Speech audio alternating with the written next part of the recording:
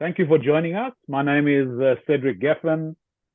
I am the co-president of March of the Living Australia, and it gives me great pleasure to welcome you all here this evening to another of one of our many online events, all related to the two core pillars of our educational mission, learning more about the Holocaust in Israel and to ensure a better understanding of the past in order to create a better future for all.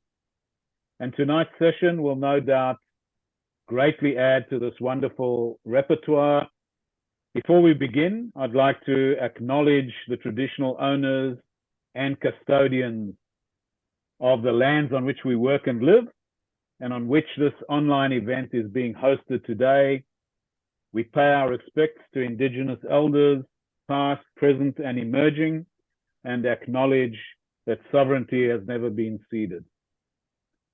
It gives me great pleasure to introduce you now to our guest of honor and presenter, Galina Lochikina Mikulinza. I hope I've got that right, Galina, who joins us today from Israel. Galina is a cultural heritage and Holocaust researcher and alumna of the graduate program at the Jagiellonian University in Krakow and of the Weiss-Livnat International MA Program in Holocaust Studies at Haifa University.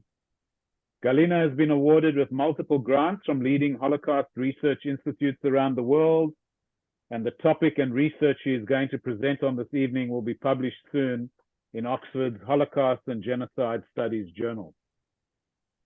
As we commemorate 80 years to the Warsaw Ghetto Uprising, I could not think of a more apt theme to discuss than another form and example of resistance, and to have this presented by a young up-and-coming researcher who is taking her place amongst the next generation of authorities on such an important topic. And now, without further ado, it's over to Galina. Thank you very much. Thank you. I hope everyone can hear me well. And good evening, everyone, or good afternoon, good morning, depends on where you are. And thank you very much for joining. As you could see from the title, we're going to speak about the game of chess in Theresienstadt, a garrison town in northwest Czechoslovakia, now Czech Republic, that was converted into a ghetto, as well as a transit camp for Jews from this region, a few thousand Jews from Netherlands and Denmark, and also for people with special merit in Nazi Germany, who were not necessarily Jewish and were detained in a Gestapo prison called a small fortress that was also a part of Theresienstadt. We'll discuss all those groups today, but I want to start from a different location, not in Czech Republic, but in Poland, in Auschwitz, or at least what we're supposed to imagine as Auschwitz.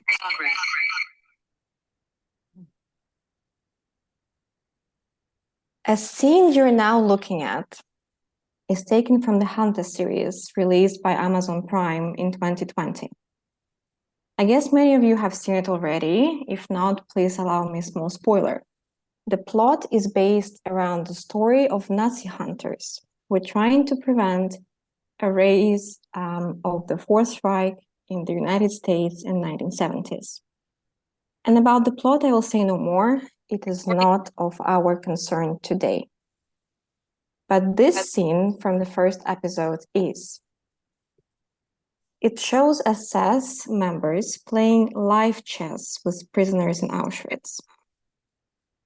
On right, you can see naked human figures that were played by the SS against the team of figures played by chess grandmaster Marcus Ross.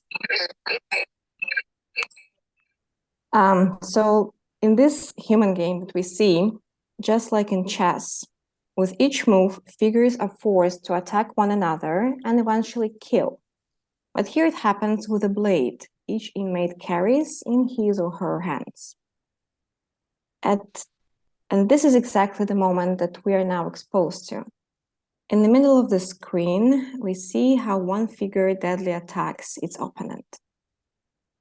Although created by David Weil, a grandson of an Auschwitz survivor, who was perhaps partially inspired to create the story to create this show by his grandmother's survival stories, this series triggered a lot of controversies. It was heavily criticized, particularly for this human chess scene. And heading the charge was the Auschwitz-Birkenau Memorial and Museum, which responded on Twitter under a screenshot of the human chess moment, saying that this scene is disrespectful, if not historically irresponsible and dangerous. And here I will quote the tweet that says, Auschwitz was full of horrible pain and suffering documented in the accounts of survivors. Inventing a fake game of human chess for Hunter's Prime is not only dangerous foolishness and caricature, it also welcomes future deniers who honor the victims by preserving factual accuracy. Later, in a series of follow-up tweets, the Auschwitz Memorial went further on, slamming hunters for a fake story that never happened in Auschwitz, and essentially arguing that it had trespassed or deliberately violated the so-called Holocaust etiquette, according to which we expect representations of Holocaust to be as accurate and faithful as possible to the facts and conditions of the event without change or any manipulation for any reason, artistic reasons included. After the disapproval of this moment became more and more of an issue, the show's creator, David Vail, acknowledged that although the chess match scene was an invention, a fictionalized event, it eliminates a larger truth, that Nazi played deadly games with the prisoners. As curious people, we could not but follow all the controversies around it and ask ourselves, can such statement, the statement that Nazi played deadly games with the prisoners, be true? And what kind of historical basis can such statements have? And you can also see two other tweets that were following from the Auschwitz account. So can there be any historical basis for such statements? And I can tell you that it didn't take us long to find this evidence, and perhaps some of you are familiar with this evidence yourself. Although there is no human chess game of which we have a record, at least to my knowledge, in art and literature of the victims, we find that the Nazis saw their prisoners as figures no longer in possession of their own destiny, and indeed in various parts of Europe, the commanders of the concentration camps played the deadly games with the prisoners. For example, if we direct our gaze to lower right corner, we see a part of the drawing by Zofia Rosenstrauch, aka Naomi Yudkowsky, an Auschwitz survivor. She made this work very early after the war in Warsaw, and to be exact, she drew an entire album in which every single scene is about everyday reality and survival in Auschwitz as a woman. One of the pages of this album, the one that we're looking right now, it's titled Sport, and it shows the guards play with female prisoners, rather torture them by forcing to squat while holding heavy stones. The game was absolutely deadly because if someone lost their balance, dropped the stone, or simply could not hold it, that was the end of them. In writing, for example, Italian Holocaust survivor Primo Levi refers to a soccer game set up by SS with Sonderkommando in Auschwitz. And here let me read, and I quote from Primo Levi, "During a work pause, he attended a soccer game between the SS and SK, that is to say, between a group representing the SS on guard at the crematorium and a group representing the special squad. Other men of the SS and the rest of the squad are present at the game. They take sides, bet, applaud." From his passage, we learn that soccer indeed took place in a death camp and was played between SS personnel on one side and Sonderkommando on the other side. Despite the specificity of our today's topic, I imagine that not everyone can be familiar with the term Sonderkommando. So to make it clear and also to underline the gruesomeness of this game, it's important to say that Sonderkommando were special working units made mostly of Jewish prisoners who were forced, on threat of their own death, to aid with disposal of gas chamber victims. A Polish writer, Tadeusz Borowski, who was also an Auschwitz inmate, describes one of such soccer games at the opening of his short story, The Way People Walked On. In this way to the gas, ladies and gentlemen, writing in this regard, and here I quote again, "Between 2 rows in and a soccer game right behind my back, 3,000 people had been put to death." What closed. So we learn another aspect of this game. It took place during a duty break of Sonderkommando, at the moment when other prisoners were on their way to the gas chambers. Another piece of evidence of SS involvement into the games with prisoners is an account of Edgar Tressler, a Czech Holocaust survivor who was one of the youngest so-called professional soccer players in Ghetto Theresienstadt and was only 16 years old at that time. In his testimony, he says, and I quote again, "There was a really big soccer league there. A really regular soccer league because there were Jews from all over Europe in Theresienstadt. And each SS man sponsored one of those teams to have something to show off with." From these 3 examples, which originated in different places in Europe, we see that Germans used prisoners for their entertainment, betting on them, as Primo Levi describes, or setting up leagues and tournaments in which prisoners competed against each other, as Edgar Tressler and Tadeusz Borowski point out. We see that deadly games do indeed have some basis in history. Although the human chess game at Auschwitz was an invented fake, the prisoners and survivors often saw themselves and were seen by their oppressors as figures in a Nazi game where any future move would be their last. As will be shown today through this lecture and through this hour, the connection between the game of chess and victims of the Nazi persecution goes even deeper than this.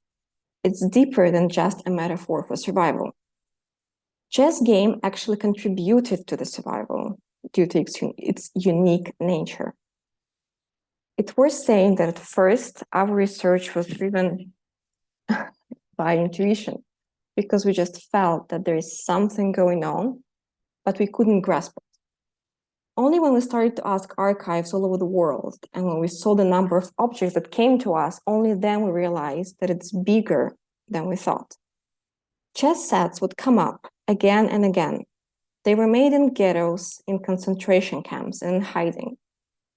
Objects were telling us that people would repeatedly turn to chess, even when they were placed in extreme conditions of survival. So we started to ask questions.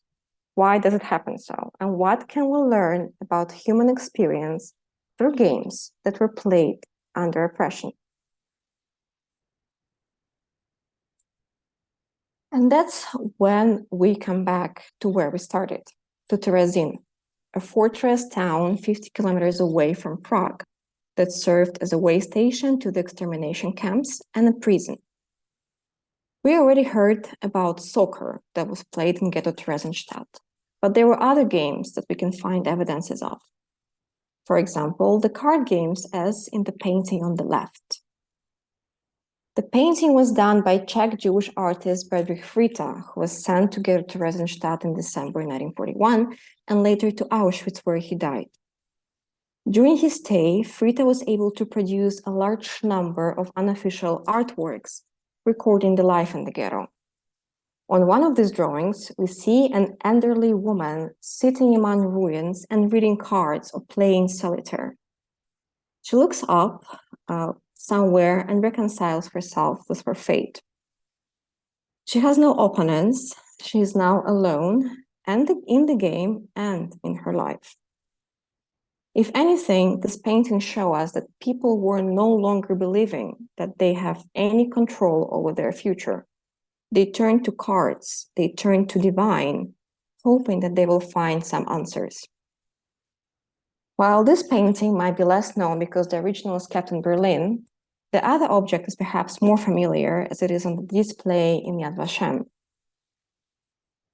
On the right, we see Monopoly board created in Theresienstadt by Oswald Peck, an artist who was expelled to Terezin in November 1941 and later deported to his death in Auschwitz in September 1944. This Monopoly game served not only as an entertainment for children, which is an obvious function of any game, but similar to original Monopoly, which was supposed to educate players about taxation and land ownership, the Monopoly made in Terezin educated children about the concentration camp. If we take a closer look on the spaces where pawns stopped during the game, we will notice that classical properties were replaced with camp infrastructure, such as prison, barracks, fort, kitchen, reception center for deportees, and many other places. These examples contribute to understanding of different games and what role they played in the lives of the prisoners. We see that games served as entertainment, as education, as a way to pass time, or as a refuge from the cruel truth. But as I mentioned earlier, in the array of activities that were happening in different concentration camps, as well as in Terezin, chess would come up again and again. The art and artifacts I'll present today are only a fraction of what art historian Rachel Perry, my colleague Klara Jackl, and I have analyzed. The larger portion of the samples collected around the world will be presented in our publication for Oxford University Press, which will appear online in the coming months. In both the text we prepared and this presentation, there is a common thread that runs through our work, which is that art and material objects should be considered together when analyzing historical events, and in our case, analyzing the Holocaust. It happens so that the objects of material culture and works of art have traditionally occupied two different disciplinary and physical spaces in museums and in research. We propose to challenge these rules of the game and analyze these two different types of historical evidence on the common ground. We argue that art and artifacts should not be viewed separately, and that such division impoverish our understanding of the past. Instead, we mix art and objects together, believing that they equally inform us about how the Holocaust was represented and understood through the game of chess. So let's think for a second, what kind of game is chess? In 1941, Auschwitz writer Stefan Zweig completed his novel known as The Royal Game. The story, which undoubtedly grew out of Zweig's own experience as an Austrian Jewish intellectual during the war, perfectly reflects that irreparable damage done by the Nazi regime. Also, this novel is a testimony to the power of chess under such circumstances.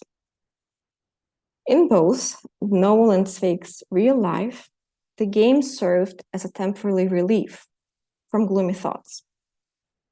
In the pages of his novel, he asked himself the same question we did just right now. What kind of game is chess?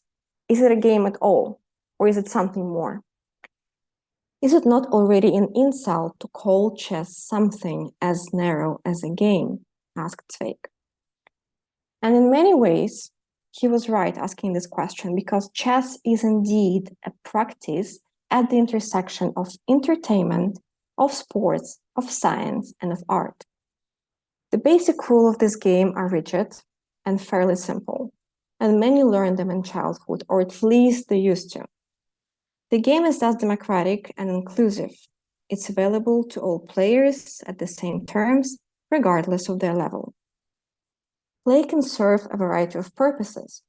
It can be a social entertainment, a competitive demonstration of professional skill, but also a jewel of philosophical significance, an art in itself.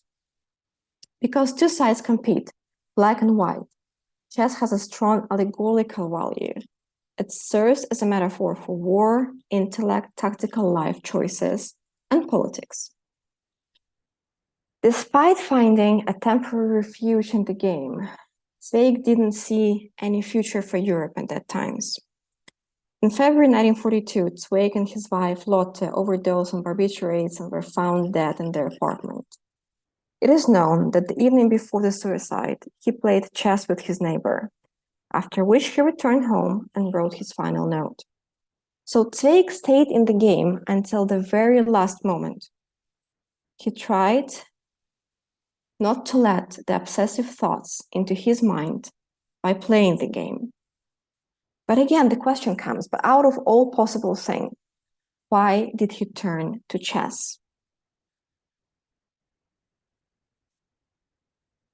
And I kept saying that we discovered many objects, and to show that our theoretical inquiries about chess have some ground, let's take a closer look into them. Here you see two photos made in different parts of Europe in different times. On the right, there is a photograph taken in Warsaw in the spring of 1940 that shows two Jewish refugee boys at 14 Leszno Street, the headquarters of Jewish welfare organization, or in Polish, Żydowska Samopomocz Społeczna. That was established shortly after the city of Warsaw was taken under German control. The organization was responsible for distributing food, as well as taking care of orphanages and shelters for refugees fleeing to Warsaw. And in order to be able to function, they needed money. So to raise those money from the donors in the US, they had to show how successful their work was, and for this purpose, a photo album was created that showed daily activities of the organization.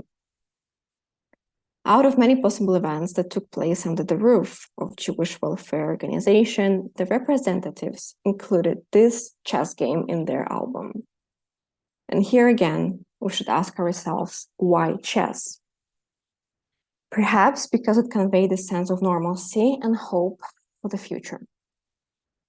Another photograph on the left also has children playing chess, but this time in Amsterdam. There, the extracurricular youth care was established by the Jewish Council in 1943 to distract children from the realities of everyday life.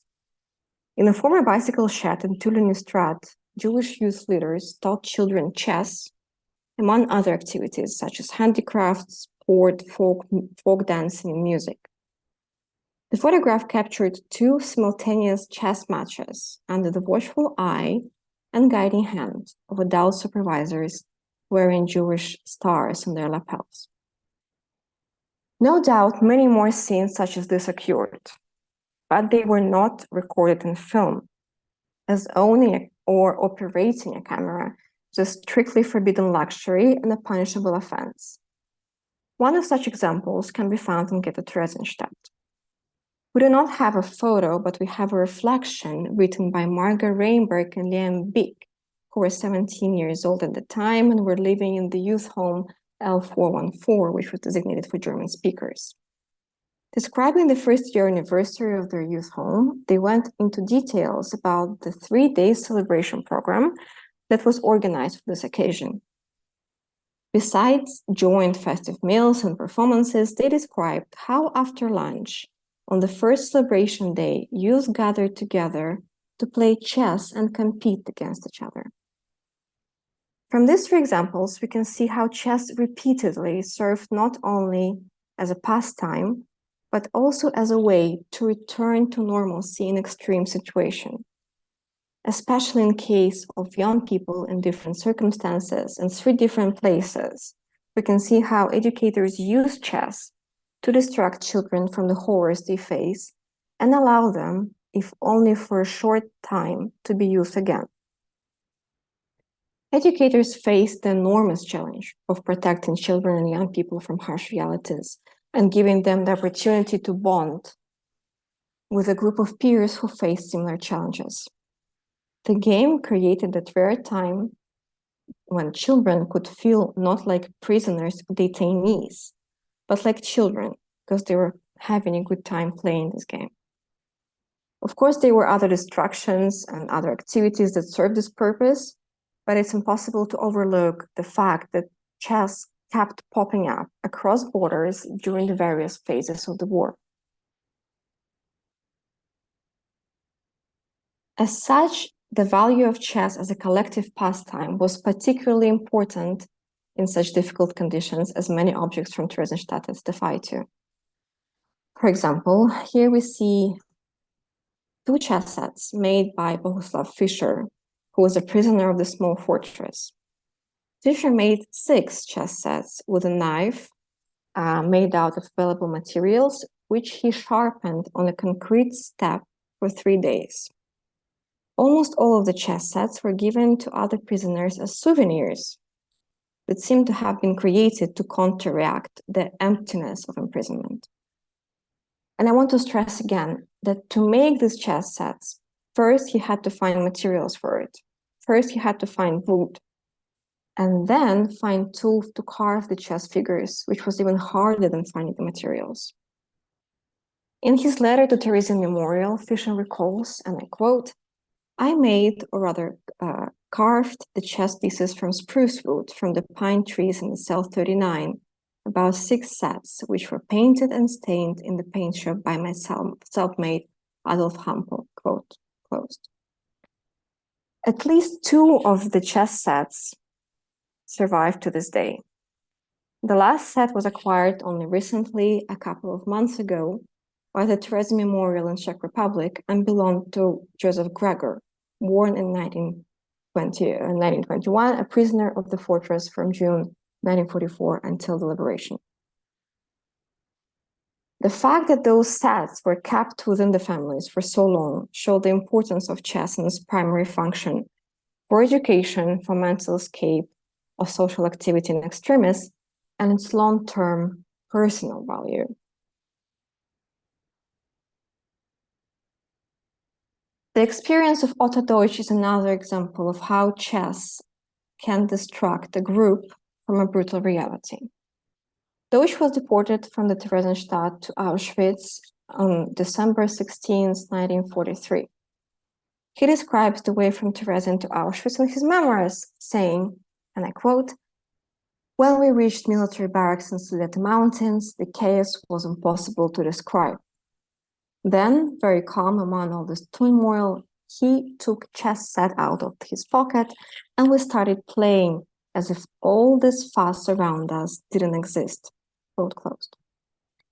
What might seem to be a brief passage actually gives us a very important depiction of what a great role chess played for the prisoners.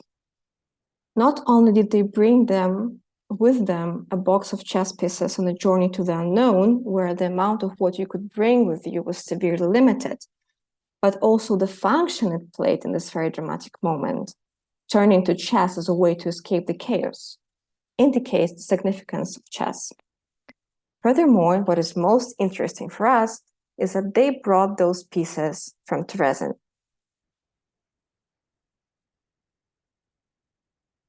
In general, there is a significant number of wooden chess pieces. When it comes to Theresien, such items were also produced there. On the upper right corner, for example, we see 2 chess pieces that were found by workers rebuilding an attic in one of the houses of the former ghetto in Theresien after the war. One piece has an animal head on top, the other one has a bowl-shaped head. At the bottom of the pieces, there are 2 packs for inserting them into the playing field. At the same time, on the right, we see one of those chess sets made by Boguslav Fischer that I spoke earlier. Although wood is perhaps dominant material for chess figures nowadays, many World War II artifacts held in public collections and museums vary widely in their materials, techniques, and tools, as well as their craftsmanship and sophistication. Making the game in extremis required creativity, considerable risk, and often sacrifice. Victims not only had to find or obtain materials, but they also take the time necessary to shape or form the chess set and then hide it or keep it safe. Often making a chess set and sacrificing their few or vital foodstuff, such as, for example, bread. It's needless to say that bread was essential for survival. It was strictly rationed, eagerly awaited, and was very expensive and usually of miserable quality.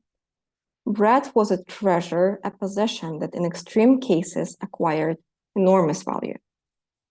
Therefore, it was not only an important source of food, but also an important currency in camps and ghettos.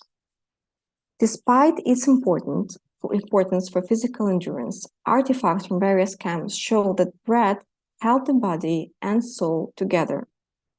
It became a material for creative work and enabled the production of various unattainable objects, such as chess among them.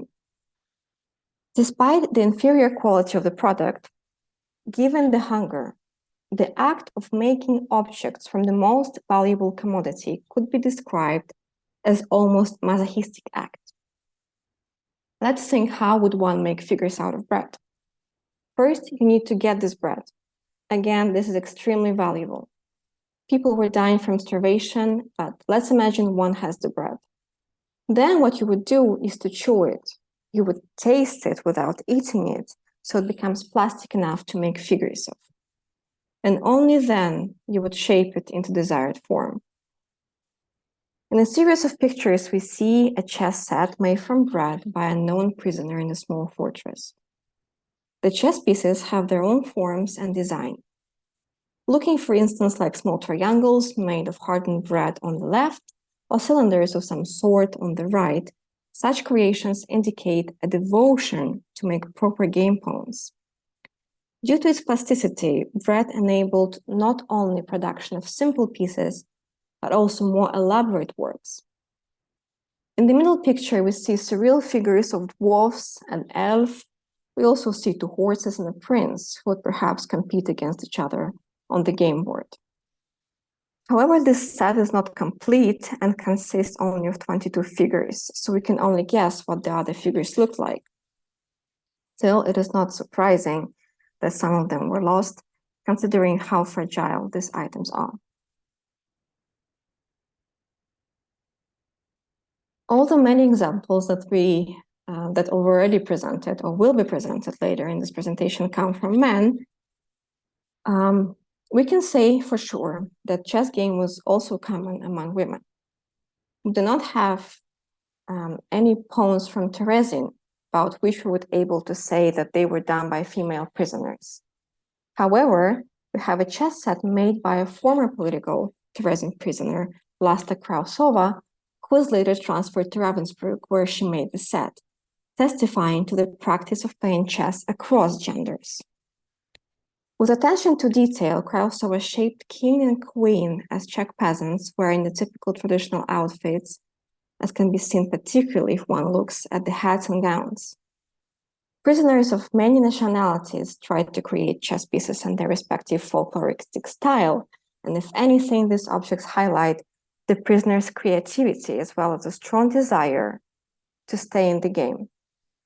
In fact, almost all of the objects made by female prisoners come from Ravensbrück, except for one.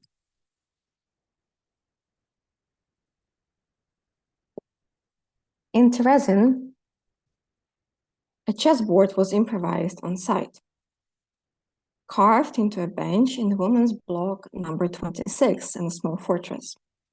Perhaps this was done due to lack of space where prisoners could play together. But as an act of public vandalism, creating this board entailed considerable risk. We can only assume, but perhaps the guards turned a blind eye to it. In this shared public space, prisoners would also have to supply their own pieces, but at least they could congregate and socialize. During his stay in Theresienstadt, a German Jewish merchant, Philip Mainz, who wrote Chronicle on the Jewish life in Theresienstadt, his diaries have been considered as one of the most detailed descriptions of daily life written by any inmate of any concentration camp or ghetto.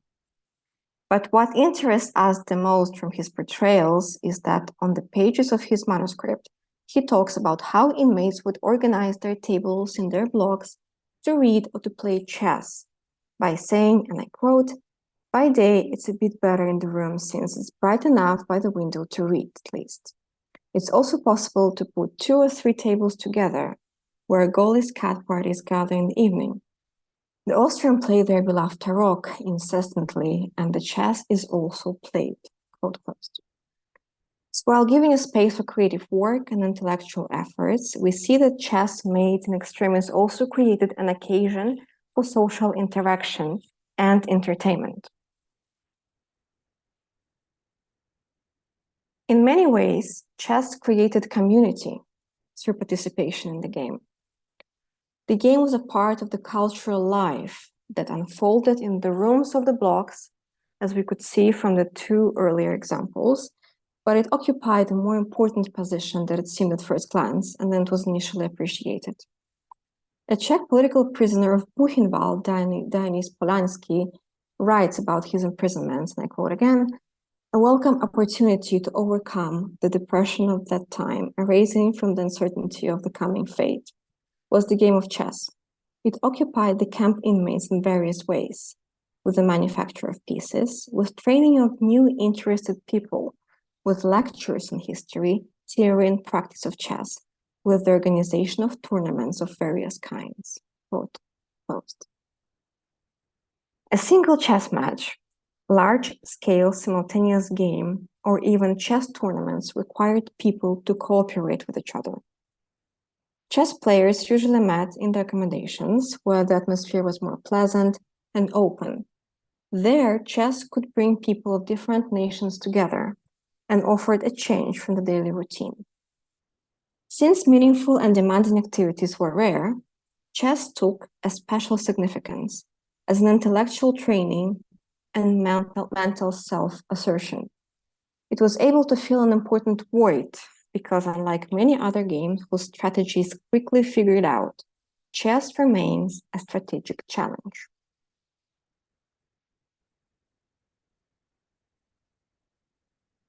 This kind of tournaments brought together people of different backgrounds, old and young, Jews and non-Jews, Poles and Czech, and so on. One evidence to such tournament between the Czech inmates comes from Dachau. The item is dated as of December 1944 and was probably drawn into the Dachau concentration camp in block number 20, which was designated mainly for Czech prisoners. Above the chart, there is a caricature of two inmates playing chess. The left one is probably block 20's barber, Florian Pilarski, holding shaving equipment, a razor, and a brush. He's under the number 5 on the chart. The man on the right remains unknown. Yet we can catch a glimpse of what's going on between the inmates thanks to the short dialogue written in Czech above the drawing.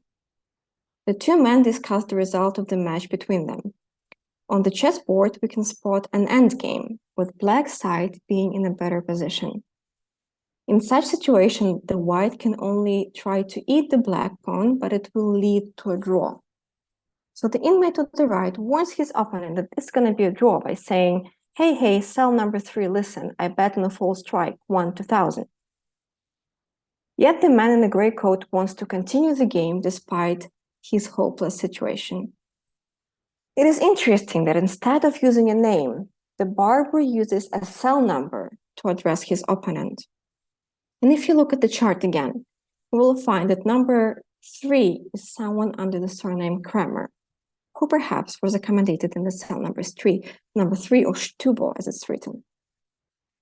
Among those who took part in this game, we could identify all 9 players, among whom were Miloš Vitek, Stanislav Jadrnček, Ferdinand Kramer, Slavoj Blecha, Florian Pilarski, Karel Nechvatal, Franz Ostermann, Bozidar Maxim, Karl Karnet. 6 of them were from Czechoslovakia, 2 from Yugoslavia, and 1 from Poland. All 9 men survived and were liberated from the Dachau concentration camp in 1945. Even though this object tells us about Czech prisoners, it doesn't come from Terezin, as I mentioned. But I really wanted to show this object to you as it's absolutely fascinating and draws our attention to chess tournaments that were played in the camps. Since it doesn't come from Terezin, I had a little bit of hard time contextualizing it for this presentation until a few weeks ago. What happened is that by pure accident, we found a whole bunch of new unexpected documents that we haven't seen before. And when we translated it, we immediately realized how important those papers were for this research. Here you can see a few examples of those documents. According to them, not only chess were played by the prisoners in Terezin, as we could see from different objects that I was showing earlier, but in fact, there was a chess association and later an official chess division within one of the departments in Jewish self-administration of the camp. The document in the middle informs us about public chess events, including tournaments and lectures that took place in Terezin from July 1942 to April 1944. In total, there were 16 events over the course of these 2 years, telling us that the chess were unbelievably popular among the inmates. And now please pay attention that Terezin was established in November 1941 and liberated in May 1945. But why did those chess events start only in July 1942 and end in April 1944? The answer hides in the identity of the person who was behind these events. In February 1942, a chess enthusiast and a talented Czech chess player, Isidor Shor, was deported to Terezin from Prague. Soon after his arrival, he started to organize those few people who were interested in the game around him and created a so-called chess association in the camp. It wasn't an official group, but rather a self-organized gathering. As a part of his initiative, he organized chess matches in male barracks. With time, more people were deported to the camp, and consequently, with the increase of population, there was an increase in chess life. In the middle of 1942, the local population was evacuated from Terezin. Then people were able to move between different barracks, and that's when the chess life truly flourished. From small matches with a few participants, Shore Association grew to 600 people who were interested in playing chess, at least so he writes. Perhaps at this point, Jewish self-administration noticed it and ordered Shore to make his association official within the camp walls. The official opening of this so-called chess division was in July 1942. It was a tournament that lasted for 6 weeks, and at the end, the winners were even given awards. Since then, chess stations were organized within different barracks. Particularly, Hanover, Sudeten, and Cavalier barracks were the places where players gathered. The endeavor fell apart when people started to be deported more and more often, leaving only a few good players inside. Finally, Shore was deported from Terezin to Dachau himself and died there in November 1944. At first, this information might look small, but it proves that the importance of chess game for prisoners was acknowledged on the level of camp administration and institutionalized by creating an official chess division. It changes our understanding of the role of chess completely from what we thought earlier and what could gather from the single chess figures that survived. Now we understand the reason behind such a big number of objects coming from Terezin, and we're able to look at those objects in a completely new light. One of such objects that we're able to understand better today is the painting by Erich Lichtbau-Leskli. You might have noticed that up until this moment, we're mostly talking about material objects, but paintings and drawings also testify to the importance of chess playing during the oppression of war. Paintings provide concrete visual evidence that inmates and prisoners in the ghettos and camps played chess, even in hiding and in captivity behind barbed wire and under subhuman conditions. As I said, this work was done by Erich Lichtbau-Leskli, a Czech Jewish Holocaust survivor and a painter who was deported to Theresienstadt. Despite his imprisonment, he continued to use art as a way to express himself, documenting the life around and ironies of the ghetto. What we see now is a painting titled Silent Night in the Hanover Barrack, made in 1943. Set at night, the interior of the barrack is brightly illuminated by a single hanging bulb that throws an empty bed into shadows. On the picture, we see an interior of the room number 73A in Hanover Barrack. At the center of the composition, there is a chessboard, observed from above. This game is private, yet still a game between two players. Lichbauleski leaves the opponent of the main mustached figure anonymous and unseen. It is only a disembodied hand which emerges from the lower left, poised in the air, about to move a piece that is visible to us. Is it a hand of death, a capo, or a fellow prisoner? We do not know. But thanks to the documents recently discovered, now we know that Hanover Barracks was among those where chess were particularly popular among the inmates and where the chess games were officially organized. Is it a training game before a big match? Or is it a part of the tournament that we know took place, mainly in the evenings as there was no other free time? Here the answer is also unclear, but what we thought of as a representation of normalcy, a simple act of playing chess amid a vermin-infested barrack, now is yet another portrayal of everyday life in the ghetto made by Lichbauleski. Although art illustrated the victims' activities, it also allowed them to allegorize their situation and feelings. In December 1942, Leo Haas illustrated and designed a large picture album, also known as the AZ album, that featured a chess game on its title page. Bound in wooden covers and comprised of 47 drawings, it was presented to Jacob Edelstein, the first Jewish elder in Theresienstadt, by his staff in the Labor Center as a gesture of friendship and appreciation for his courageous support of them and his covering up their legal activities of which he was aware of and fully informed. For his title page describing the organization of work units in the ghetto, Haas used a chess game to represent the precarious and embattled position of inmates in Terezin. On his drawing, the walls of Terezin turn into a six-pointed Jewish star overlaid onto a shadowy outline of the ghetto's map.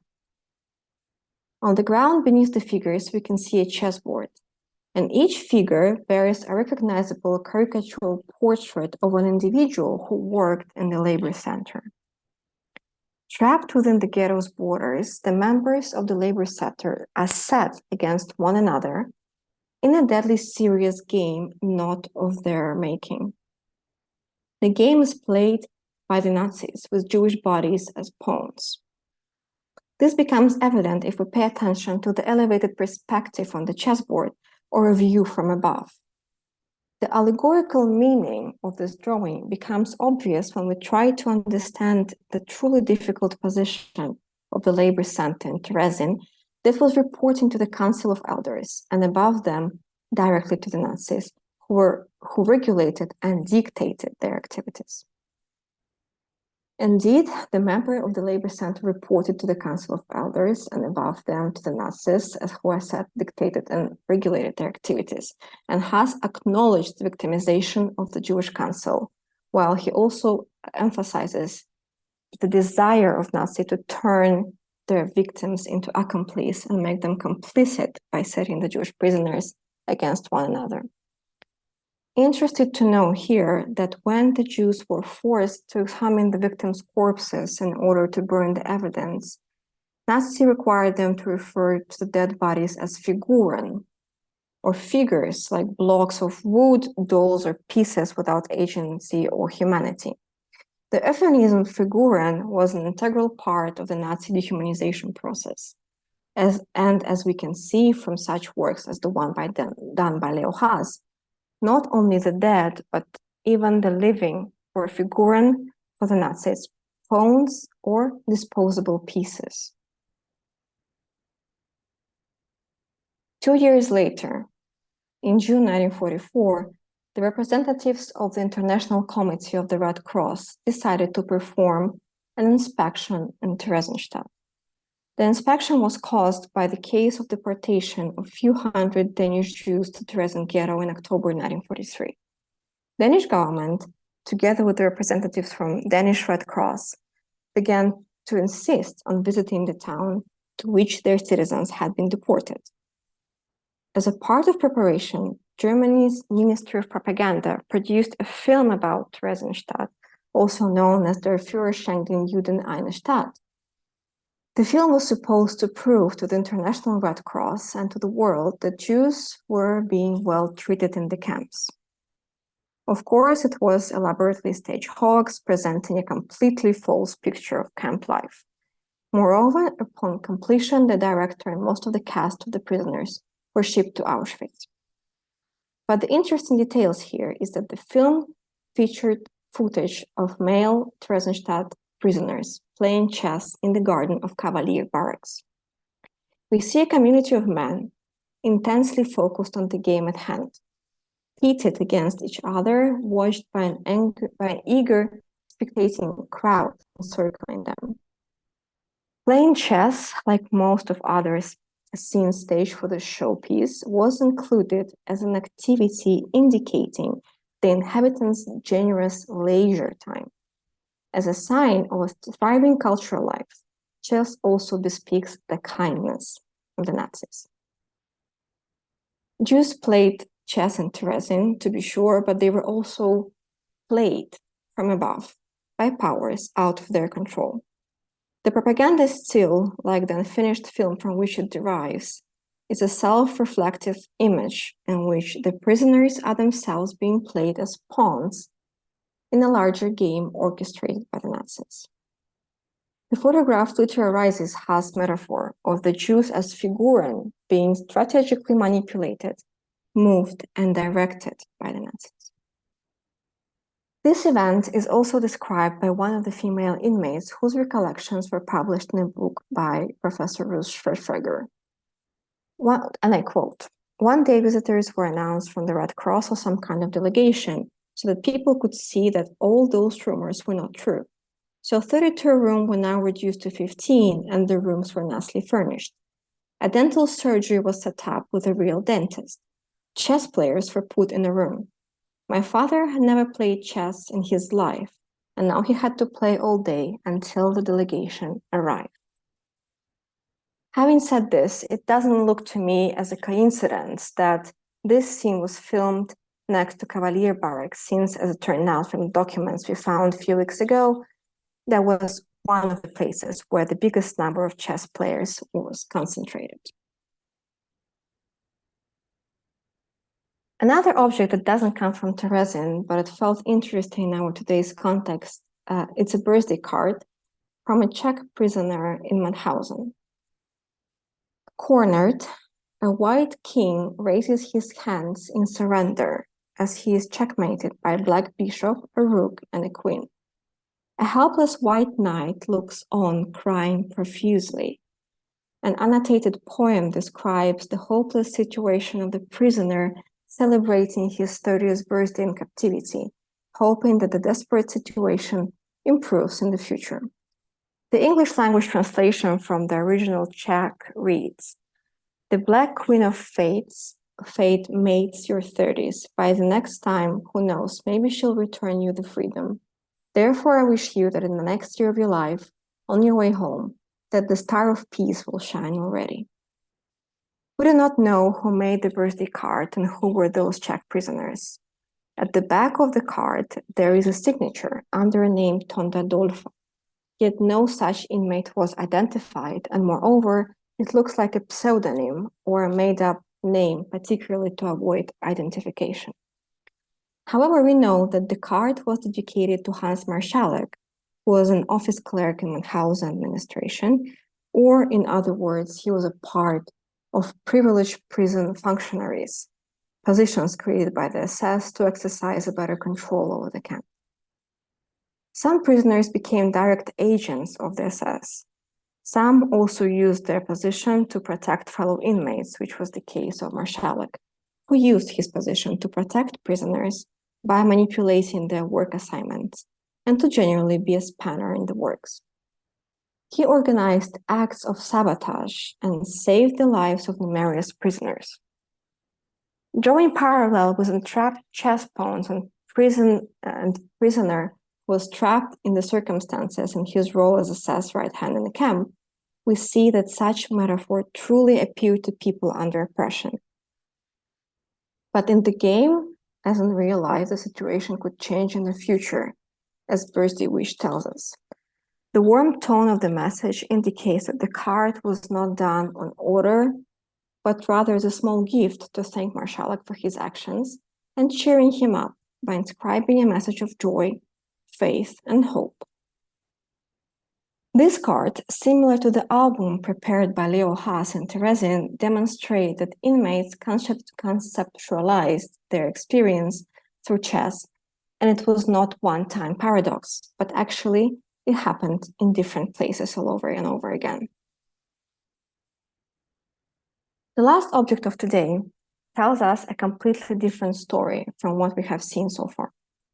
Also, in theory, chess plays to the utopian idea of bonding across national, ethnic, and linguistic lines, and that is something we could see happening in Theresienstadt and other places where the tournaments were organized and prisoners would socialize through the game. In practice, chess also encouraged divisions and hierarchies among the prisoners who used the game as an opportunity to gain power and to gain goods. In his article on playing chess in concentration camps, Daniel Logeman points out that owning chess sets and winning game established social distinctions between inmate communities. Moreover, it was also used by those in power, SS officers and capos, where the terms of the game constituted anything but an even playing field. Because the risk of winning a match over a person who holds the power was too big, and we can suggest that prisoners often had to lose their game in order to stay alive. So let's take a closer look at the work of the Jewish Czech artist Bohumil Lonek, who created more than 100 drawings and aquarels during his imprisonment in Mannhausen. On one of his aquarels, he captured a moment of suspicion towards the game. The figure is sitting beside the chessboards, throwing a fearful sideways glance at his opponent who is outside of the frame. Again, who is he playing with? Is there a chance for him to win the game? We do not have answers for these questions. But it is clear that for Lonek, it was important to show that your opponents should always be watched. And that's how we got to an end of what I wanted to share today. So let's wrap it up. In the last hour, we saw many different examples. Most of them came from Theresienstadt, but it was not the only place where such objects could be found. Theresienstadt is just one very concise example. But through the research, we saw that similar patterns could be found in Warsaw Ghetto, in Auschwitz, in Dachau, in hiding, you name it. During the years of the final solution, between 1942 and 1945, Jews and several groups of non-Jews were targeted by the Nazi restrictions and modes of degradation that were aimed to physically destroy people. It was under these circumstances of physical destruction that people found the inner strength to conceptualize their existence and to search for other ways of survival. In ghettos, in camps, people struggled for humanity, for culture, for normalcy, and for life. And frequently, they found all this in the game of chess, of course, among other things. The chess game brought rules into people's lives, the rules that were no longer present anywhere else but on the so familiar chessboard. It was a chance to regain control that was taken away by the Nazi regime. The game also offered a chance to socialize with those who were going through a similar experience, whether it was in the ghetto or on the way to the concentration camp. The game was a way to disconnect from the brutal reality and lift the spirit, either by making chess figures or by playing them. And people did not spare their most valuable possessions, such as, for example, bread, to stay in this game. They risked their lives by violating public property just to preserve the sense of normal, the sense of control in impossible conditions. During the war years, there were many types of resistance.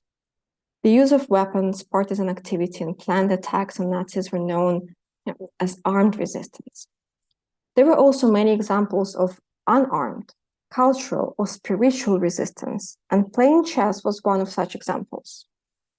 It helped people to grapple with physical terror they were living with on a daily basis.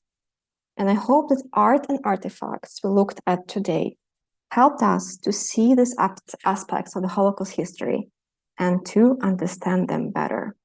Thank you very much. Thank you so much, Galina. That was incredible. And there have been some questions that have come through.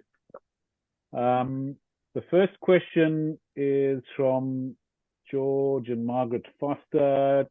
If you would like to unmute yourself and ask the question directly, I think that would be great. George? Okay, thank you. Thank you, Galina, for a most interesting and riveting presentation. In fact, a number of things that I certainly didn't know. But there's a book Margaret has read called In Memory's Kitchen, which is a compilation of recipes of women inmates at Theresienstadt. But without the measurements. And the reason when we saw it, I bought it. I opened the first page. It had cherry dumplings or plum dumplings, which my mother had made for us.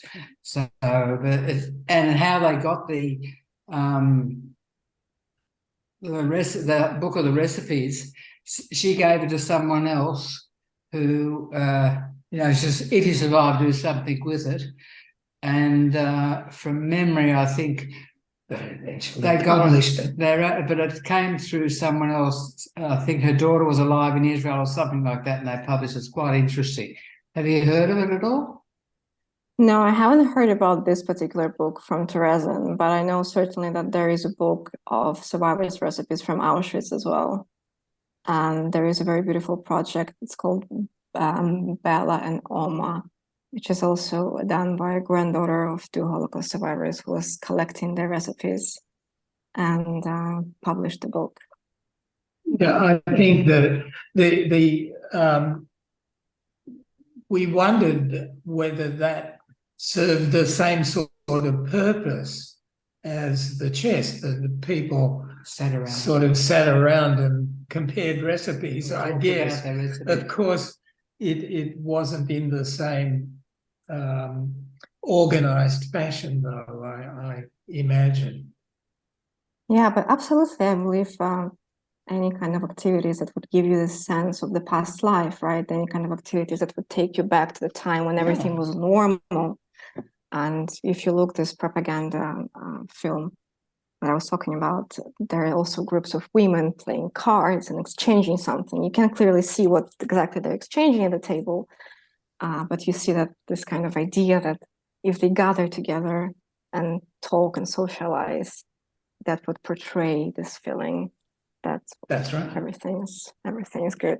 But for them, of course, any kind of socializing in such conditions would be also believe I looked online. Michael Berenbaum has done it, I maybe redone it or something by the looks of things. And Michael Berenbaum from Shoah Foundation. That is correct. I recall that as well. Thanks, George and Margaret. Another question from Eva Zalesnikov. Eva, do you want to ask your question?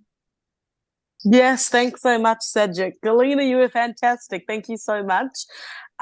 You discussed a lot about Theresienstadt, and obviously it was used, playing chess, and the photographs and the videos had a clear focus for propaganda. So I assume it was they were given permission. My question is, you also spoke about other camps like Ravensbrück and women creating the chess boards and pieces. So my question is, do you know what sort of ramifications happened, or, what would happen if people had this contraband in the camps. What happened if they had chess pieces in the camps or chess sets? Well, the situation would be all different. of the above, all of the, yeah. So I'm asking maybe less for the Theresienstadt, but more if you can elaborate on the other camps. Sorry, there's a lot of noise in the background. Yeah, I think the situation would be different from place to place. If it comes to Theresienstadt, we see that it was institutionalized and organized, so it was fine. People might not be supplied with chess set by the Jewish self-administration, but they would make them. In Auschwitz, there are a few objects where people were hiding chess pieces they made in cases made out of their uniform, for example. That was also showed their ownership of those chess pieces. There are a lot of pieces made of bread and hiding as well. So the situation would depend whether in some places, I think it would be an absolutely life-threatening situation to possess a chess set or to play, right, as an activity that could bring joy at some level. In Theresienstadt, for example, it seems like that was fine. Thank you. Asher Shapiro? Yes, I was just interested to know a couple of things. Were other games also played for similar reasons, and did they all arise spontaneously in different places? I also want to know whether there was communication between different camps in respect of the tournaments that you referred to. And finally, why did you focus on chess in particular in your research? Thank you. Let's start from the last one because I remember it the best. Sorry? Let's start one by one, and let's start with the last one because I remember it the best, and I didn't have a chance to write down the other two, so I will ask you to repeat them. Okay, sure. So why did we focus on chess? It happened accidentally. As I say, we didn't expect it to be what it turned out. We focused on card games at first and chess together, and then we started to ask museums all over the world, what do they have in their collections? Do they have like anything of this? And to our surprise, they had a ton of things. A lot of them came from Theresienstadt. There were objects from Auschwitz, from Dachau, from Warsaw Ghetto, from Ravensbrück, from a lot from hiding. There were some that were coming from Netherlands even. So when we saw the amount of things, then we decided that there is something we should do with it, and there is something about it that we didn't really understand at first. And then we started to analyze it together with Rachel Perry and with Klara Jackl, with my colleagues at the university, and it got to where we are right now. So the biggest sample of all the, also Eva coming back to your question, biggest sample of different objects will be in the article for Oxford University that is supposed to be somewhere this month out. I don't know. I just saw that the cover of the journal is already prepared, and I'm waiting for it to be published. There you will find more things, more fascinating things, certainly. Yeah. So and the second? It was a massively intense research that you've done, and quite wonderful. The other two questions was whether there were other games which also were played and which perhaps also arose spontaneously, and were they played for similar reasons? Did you find I'm looking for the word, Parallel? a similarity between other games and chess? And then absolutely. the respective tournaments that you made reference to, did this involve tournaments where there were competitions between different camps? And if so, how did they communicate with one another? Like I said, let's start from the last question. The answer would be no, we don't have any record of any communication between the camps. There is this evidence that Isidor Schor was transported from Theresienstadt to Dachau, and we have evidences from the tournaments in Dachau, but we don't have any confirmation whether there was any involvement of this person in the tournaments. And it's hard for me to imagine that there would be any communication between the camps. Rather, it would everywhere, in the block, if there would be a possibility, prisoners would play. And sorry, I will ask you to repeat the last question. The last game. The other games, right? Is whether other games were also played, and is there a parallel between them and chess? Yes, I believe there is a significant number of different games that were played. I researched Theresienstadt a little bit more than other places, so I can tell you that there was soccer, there was ping pong. We have this Monopoly game from Theresienstadt as well. In fact, 2 Monopoly games. One of them is in Yad Vashem, one of them is held in Theresienstadt collection. There were cards. That's what we also found that were very prominent when it comes to people trying to really talk to the divine, right, and ask the divine for their future. They were trying to predict the future through the cards. There was a fantastic card set from a prisoner of Plaszow, whose name, of course, I forgot. But yeah, so cards was something as well that came, that drew our attention, that we were addressing in our research, that we didn't include this into the publication, but we have it at the back of the head. Okay, thank you so much, and really that was most interesting. Thank you. Thank you. Thank you, Asha. Ladies and gentlemen, there are 1 or 2 more questions, but because the time is a limitation, I just wanted to wrap up, if that is okay. And clearly this discussion could have carried on for much longer, but all good things come to an end. On behalf of all of you, I just would like to thank Galina profusely for sharing with us some amazing insights and for bringing to light another fascinating facet of resistance that many of us may not have been aware of prior. I sincerely hope that this discussion will serve as a talking point amongst all those for whom Holocaust memorialization is so fundamental, and for those who share the hope and strive to make the world a better place for all.